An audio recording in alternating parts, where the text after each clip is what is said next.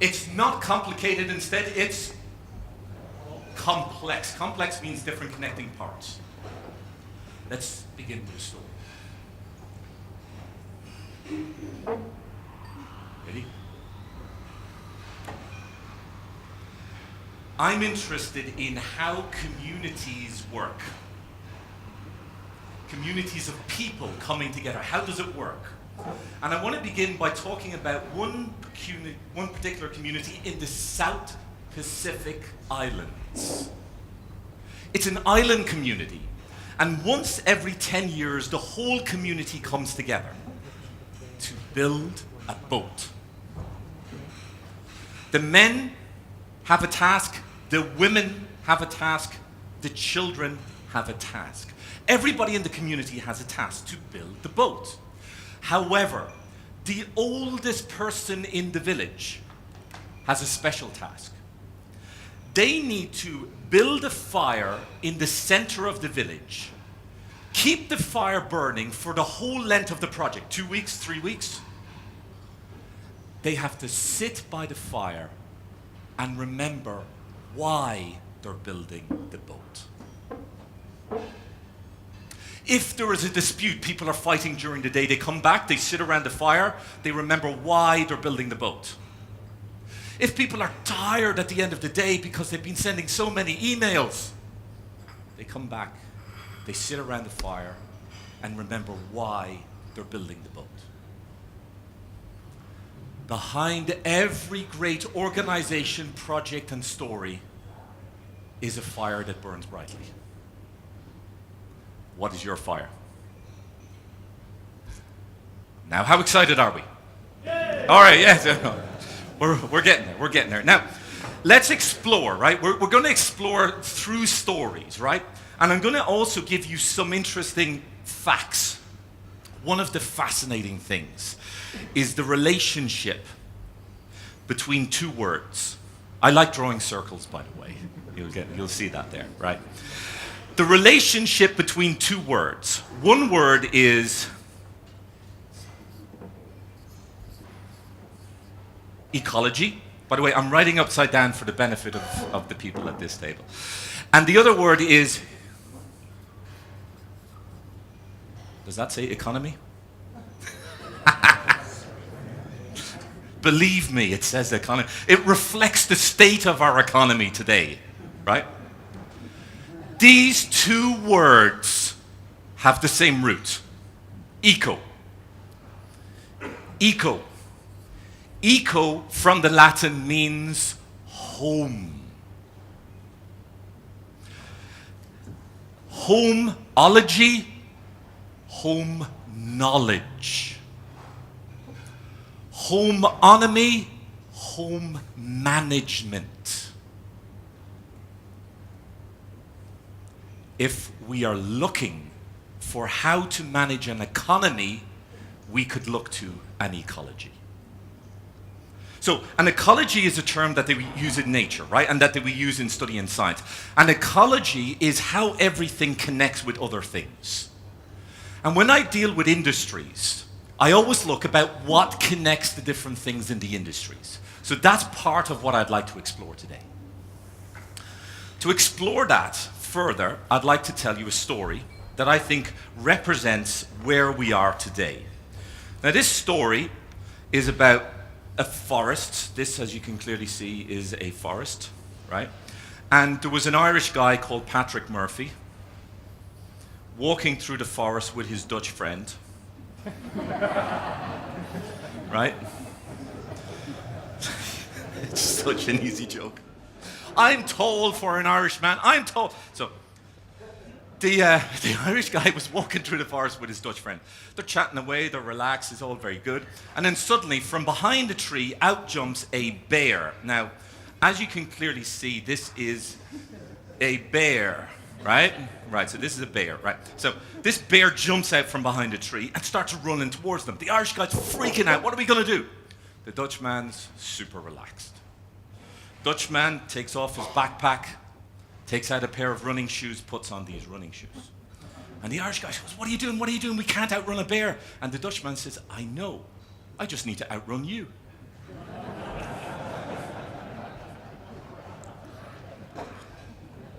My apologies. My apologies. I have many Dutch friends. This is not about the Dutch. Unfortunately, ladies and gentlemen, this is about the greatest illness we have in society. The greatest illness we have in society is represented by this concept of competition.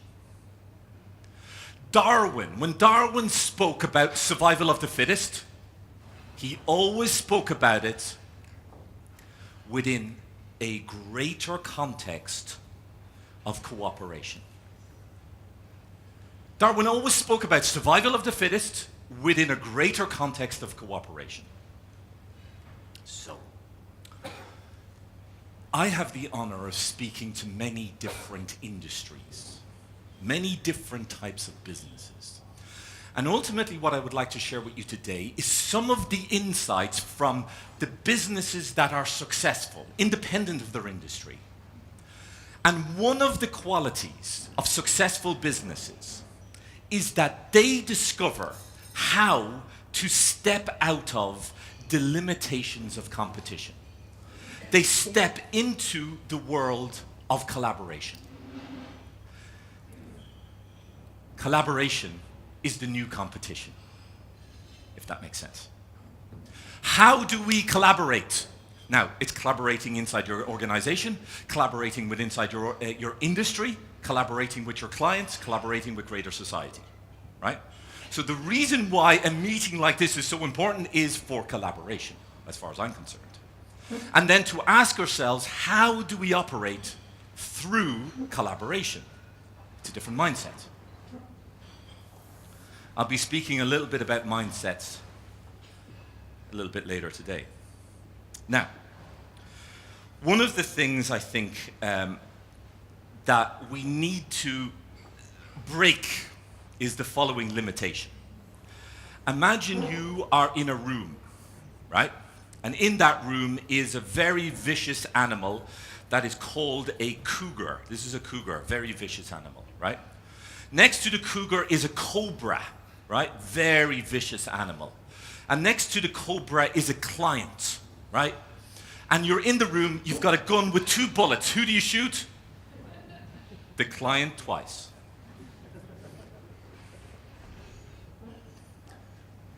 We are changing perception in the world.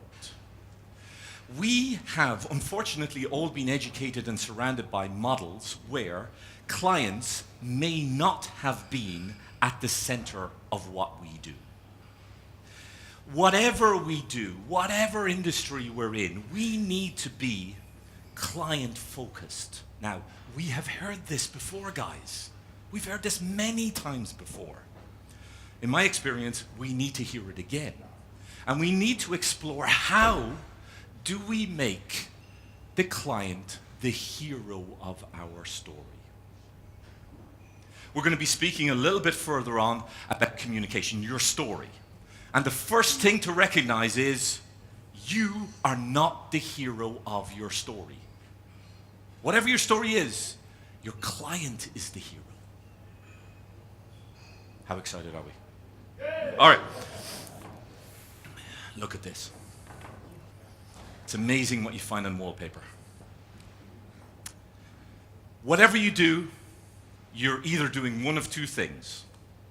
You're either doing something that is unique, or you're doing something uniquely. Hands up here who is doing something unique. One gentleman shy at the front. Yes, confidence at the table. Yes, confidence over here, sir. What are you doing, sir? Financial advisor. Are other people doing financial advising in this room? Right. Now, how you do that either has to be changed. You have to change your story because financial advice is what other people do. So what I hear is that it's uniquely, perhaps. How many people are doing something uniquely? Right? Whatever your offer is, it's either unique or uniquely. Right? With communication, you have a challenge. If you do something unique, you've got to communicate what it is. You've got to comprehend. You've got to help people comprehend. If it is uniquely, you've got to convince them it's unique. Comprehend, convince. Got it? First principle we're talking about when you communicate. If you're in an industry and there's other people doing what you're doing it uniquely. Then you've got to convince that you're doing it uniquely. If you're doing it unique, you've got to help people comprehend. Now, in my experience, there are very few people in this world that are truly doing something unique. Usually, if it is unique, it's unique within an industry, but not unique globally. Right? So let's go a little bit further. Thank you, sir. I want to give you a practical insight to take home. It's the following principle. Do not think about a white rabbit going through a green field chasing a blue elephant. Do not think about that. Who here did not think about that? I like the honesty, that's good. So,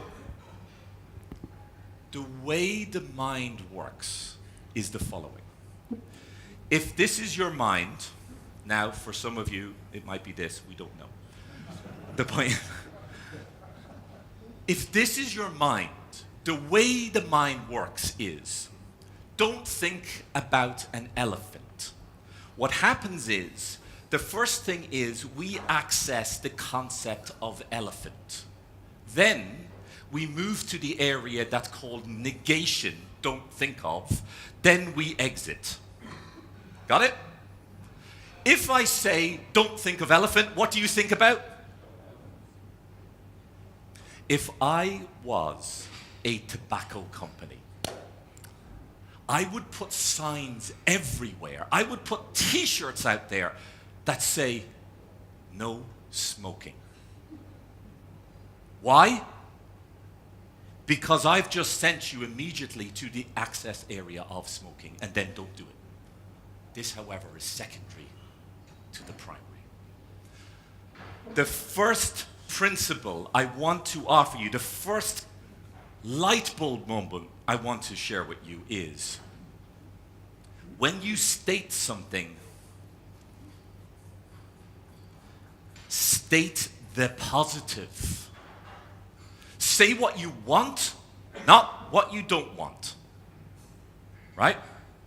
It amazes me in every industry I face how there is a communication strand that communicates what you don't want to do. Right? First communication principle, say what you want, not what you don't want. Got it? We're going to come back to that a little bit more.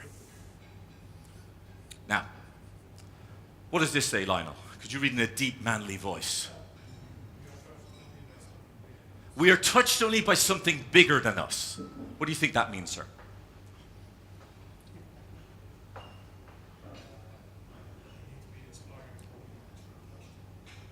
Right. We need inspiration. We need something bigger than ourselves. Nobody's interested in your accounts. Nobody's interested in the details. Everybody's interested in where it's leading us to. The best brands or the best communication in the world is the ones that package it into something bigger. This is based on a very important principle. This is the second light bulb moment I want to share with you. Is, does. Let me explain. It is not what it is what it does. Shall I say that again? It is not what it is what it does. What is it you do? Financial advice. What does financial advice do? Security? Peace of mind? Happiness? Pleasure? When you communicate First of all, you need to state the positive. Got it? Second thing you need to do, you've got to say what it is you're going to do. I have a friend who's a lawyer, right? And I asked him one time after we did a workshop, so what do you do? And he says, I'm a bodyguard. I said, what? He says, I'm about family law. Wherever the family goes, I protect them. Now that, I think, is provocative. In your communication, it's about security, peace of mind, easiness, family, legacy. You hear all of those things? Now, put emotion into those things, you've got what is on the edges here. If I am selling you water, water is in the center. I'm not going to sell you water. On the edge, I'm going to sell you refreshment. Got it? If you are a group of athletes, I sell you hydration. Right? Now, if we were to take a particular cola brand and put that cola brand in the center, they say it gives you happiness. I don't believe that. So they've expanded the radius too much. There's a radius of trust. Yes, you can provide legacy. Yes, you can provide security. Yes. Can you provide ultimate happiness? Maybe. You get it? What it is, what you do. I'm going to be coming up to some of you after this presentation and I'm going to say, so what do you do? You ready? So, practical communication skills. Look at this. We use the word desire regularly. Desire. And I want to talk about this because when we talk about the psychology of clients, we need to understand what they desire. Now, what I like about the word desire is that desire from the Latin means of the stars. Desire. What this means is when somebody desires something, they are actually following a star. What you do is providing that guiding star to others. You got it? It's not about what it is, it's about what it does. And what it does, if it's about legacy, that's a desire that you're providing for others. Right? So, thank you, sir. So, this is the meat of what I want to share with you today. Now, we've only got about 50 minutes. So what we can achieve in that time, we need to be modest about what we can achieve in that time. I'm available to chat afterwards if you wish. What I want to share with you is the model I use to help organizations find their story. This is the model. The model is based on a star.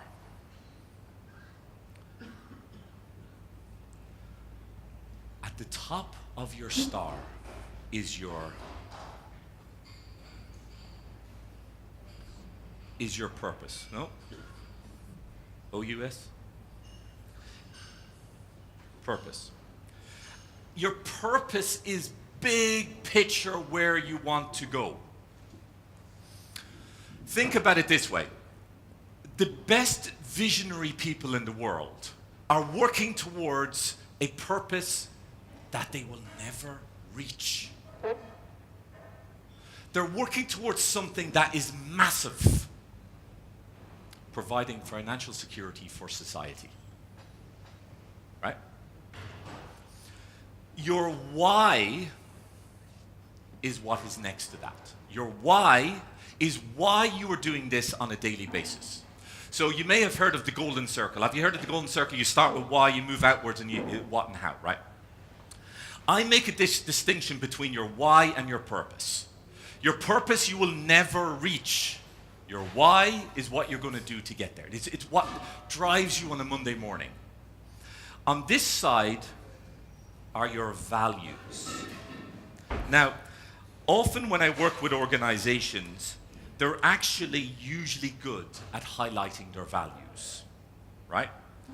What they're less good at is highlighting their purpose and their why. Their values are quite set. Now, I can tell you, trust is one of the great values. You know, honesty is going to be the great values. Transparency, right? This is what is going to drive this industry, right? We've got to find your way of saying that. But ultimately, it's trust, transparency, guidance. At the bottom of the star is your how and your what. Your how and your what are the least interesting things in what you do. Your story is built upon your purpose, your why, your values. Now, this is a model that I use. It's usually a 3-day workshop that I go through with an organization. So let us be modest over what we can achieve today. What I just want to share with you is the fact that there is a way of unpacking your essence. And I believe your essence is a star that guides other people. Look at this. What is beneath this line is operational. What is above this line is aspirational. Right? So what you're going to offer are practical, operational things in your how and your what. And what you're going to communicate is the aspirational qualities, where you're moving to. Does that make sense? Operations, aspirations. When we do workshops with organizations, there's clearly a group of people that prefer to be in operations. And they say, stop all of this crap about vision and all of that kind of airy-fairy stuff. I want to get down to operations. And then I work with another group of people in the same organization, and they're saying, please, let's talk about the why. People tend to be orientated one to the other. However, meaningful work comes when you combine both. One of the questions that I regularly receive in every industry I work with is, how do we retain and attract people? Retention. How do we get great talent? How do we keep them? Right? Meaningful work, that's how you do it. You do it through this model, by balancing your aspirations and your operations. So, let's take a moment. There's a lot in that. Let me tell you a story. There was an organization that I was dealing with recently, and what really helped them was they were kind of stuck in who they are and what they're doing. And what really helped them was a process that I went through with them that I call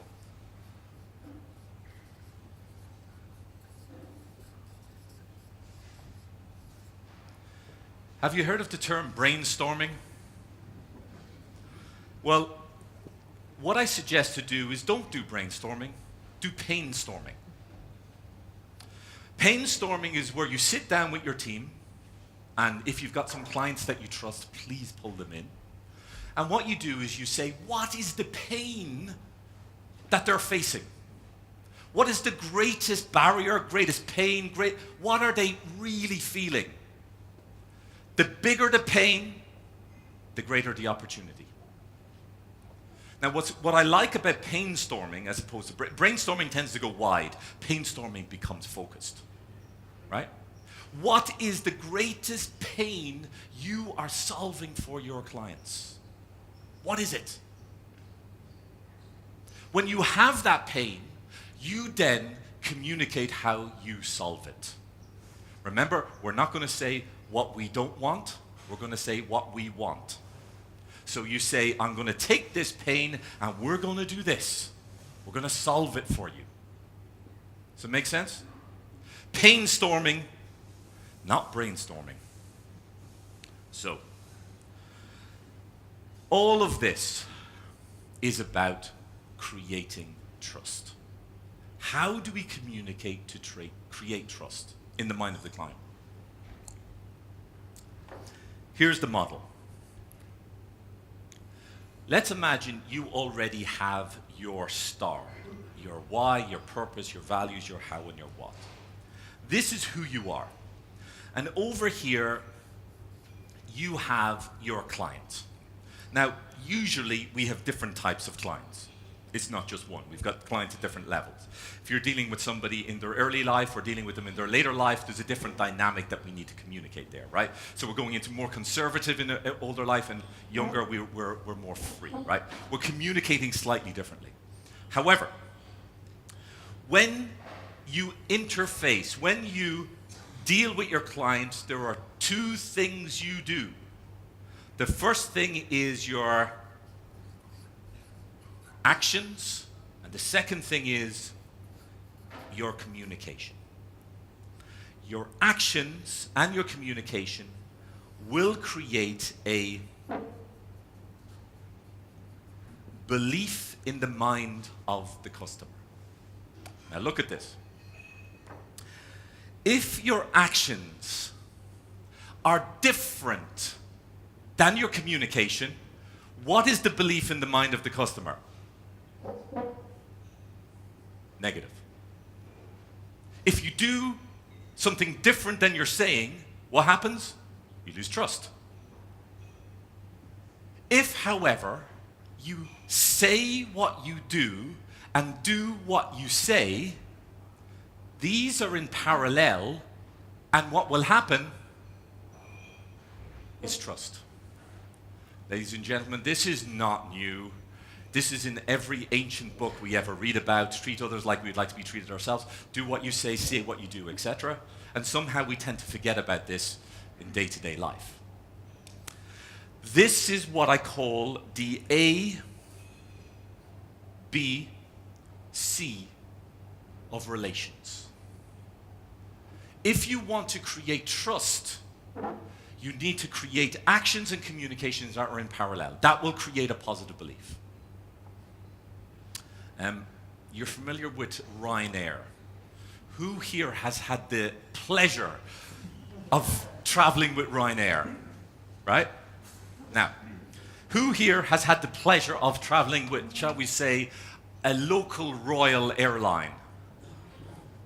Now, imagine these two experiences.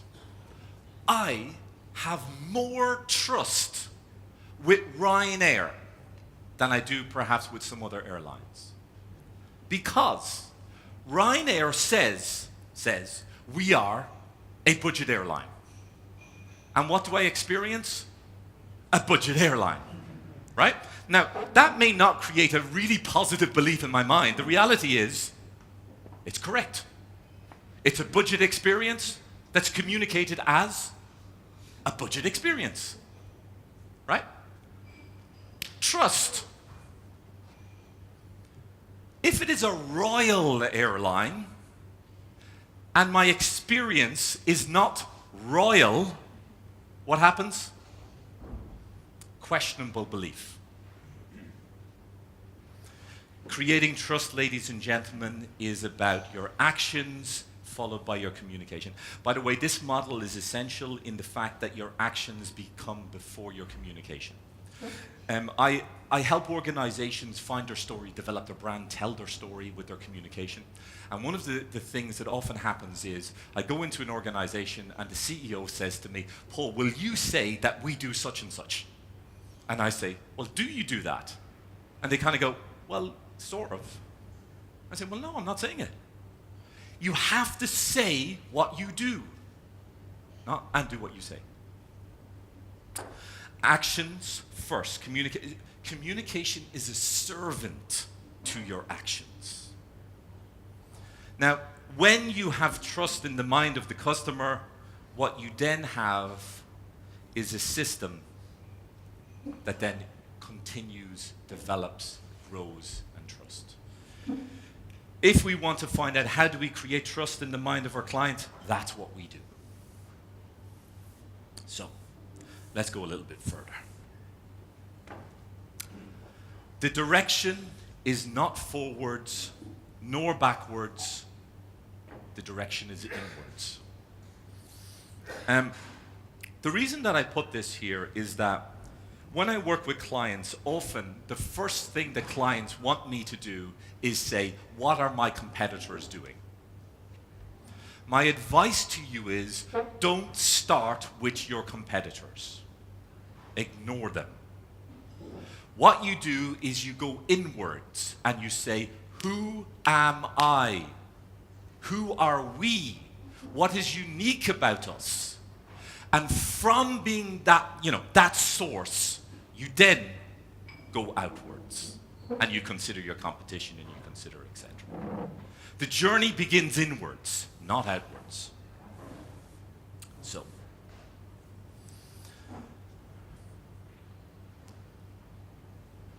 there's a word, in business we use words regularly, such as leadership, communication. There's other buzzwords we use, such as collaboration. Why do we need to collaborate? Let me tell you why we need to collaborate. It's a good circle.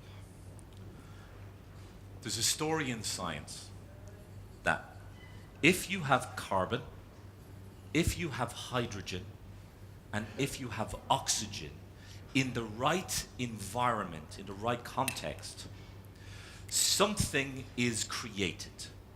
What is created if we've got carbon, hydrogen, and oxygen? Any ideas? Lionel, you look like a man that would know. Any ideas? What would be created from carbon, hydrogen, and oxygen? Life. Life, almost. What else? Fire? Sorry? Humans, almost. When I give this question in Ireland, they always say alcohol. Then again, if you ask any question in Ireland, the answer is... What is created when you have the right environment, carbon, hydrogen, and oxygen, is sugar, right? Which would then lead on to other elements of life, right? You need more than just that. But it's a starting point. Is there sugar in carbon? Is it in hydrogen? Is it in oxygen? Where does it come from? Magic. Some people call it science. Sugar is the emergent quality that comes from the right environment. You got it? And no matter how sweet you guys are, you're not the sugar. You guys are the oxygen, or the carbon, or the hydrogen, or you're the people that bring together the different elements. You got it? If you're looking for a definition of what a company culture should be, it's a culture that creates sweet spots. Why do we need to collaborate? Because we can't create sugar on our own. Got it? So if anybody comes up to you and asks you, why do we need collaboration? Just say sugar and walk away. So, communication. Communication has 3 touch points. This is the end of our role here. Before we recap and tell a few more stories, this is the end of the role. There are 3 touch points when we communicate. The first touch point is heads. You gotta say something logical. Logical. If you're offering me something, it's gotta be financially valuable. It's gotta be accessible. It's gotta be logical, right? We're quite good at that bit. The second thing that we need to be able to do is we need to be able to offer something that touches our hands. What I mean by that is you got to give them something to do It is a call to action. Buy this, download this, access this, invest here. You know, it's a very practical, hands-on way of doing it. The third thing that so many businesses get wrong is to touch the hearts. To touch the hearts, ladies and gentlemen, goes back to where we were at the beginning. We're only touched by something that is bigger than ourselves. What is it that you do? Security? Legacy? Family? Freedom? This is about the heart. You do this in a logical way. It's a logical step-by-step plan. I understand it. By the way, your industry, sometimes difficult to understand. What is your role? You're the filter. You're the guide. You're the mentor, right? Help me understand. And then give me something to do. I gotta do something. I've gotta take action. So, now that we've reached the end of the roll, we're gonna recap, re-roll and recap, and add a few more. How are we doing with time, Mark? 5 minutes? Perfect. So as we re-roll and recap, let's consider the practical actions to take. Practical actions to take are the following. First of all, if we talk about communication inside your organization, this is your guideline. You've got to find a way of collaborating. And why do you need to collaborate? Because it's going to create a sweet spot. Something will emerge. By the way, the best organizations don't do this just internally. They do this with their clients, right? That's the company, that's their clients, that's society, right? So they open it up. They open up the collaboration. Your goal is to create sweet spots.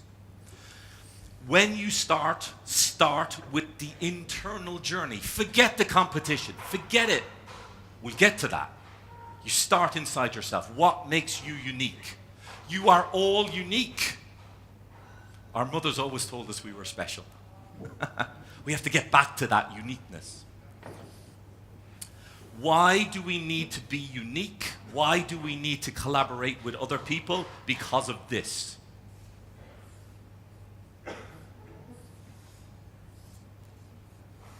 Now, for all of you for all of your logic minds in the room, makes sense? We're happy with that? Now, how do you feel?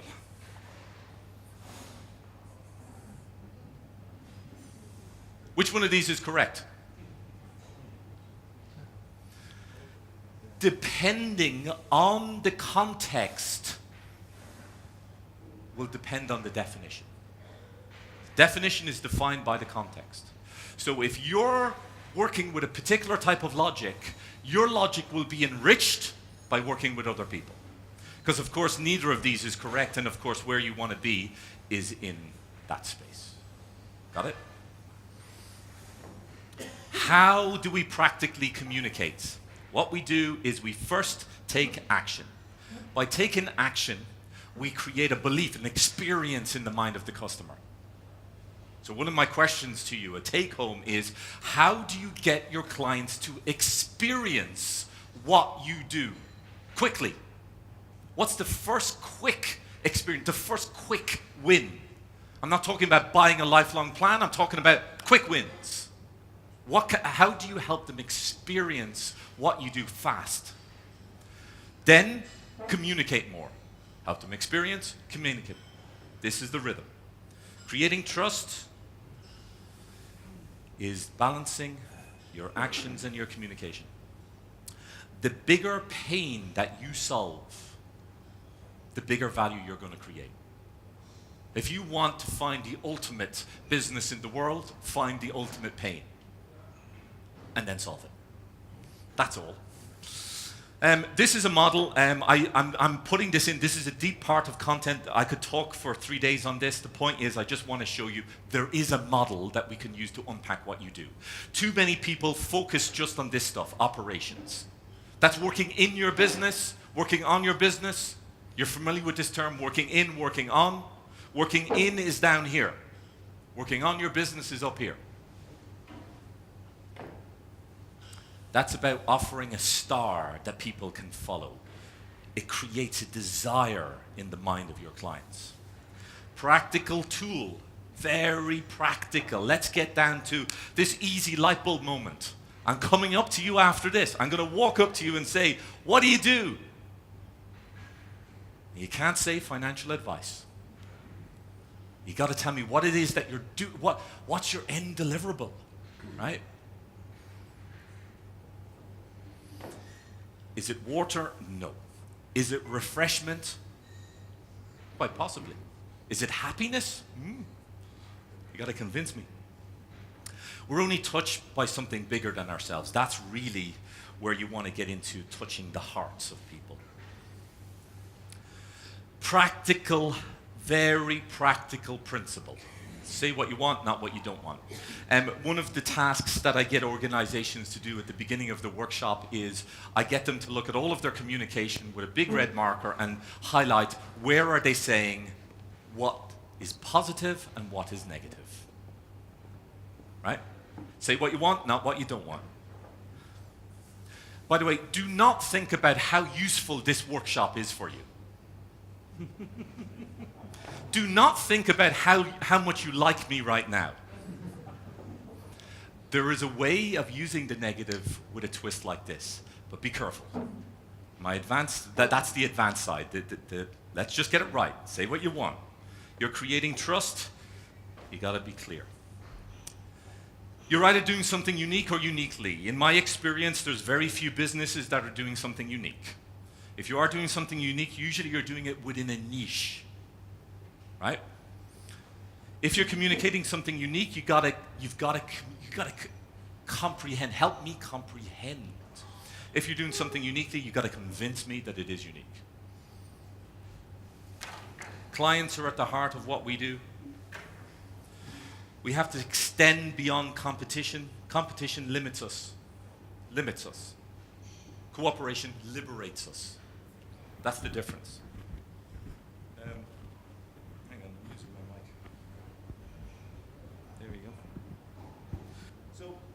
When we think about cooperating, it's not just within your organization to create a sweet spot, it goes beyond that.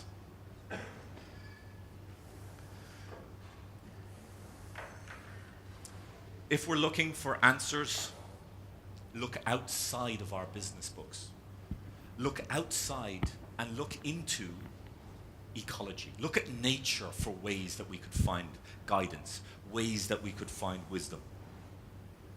This brings us back to our starting point. Mark, how long do I have? I'm finished. Time? Okay. So, let us summarize by stating the essence of this speech. The essence of what I want to offer you is the fact that you lead with your actions. Even though we're talking about communication, even though we're talking about your story, it begins with your actions. Your actions need to be solid. The second thing that happens is a belief will be formed in the mind of your client from those actions.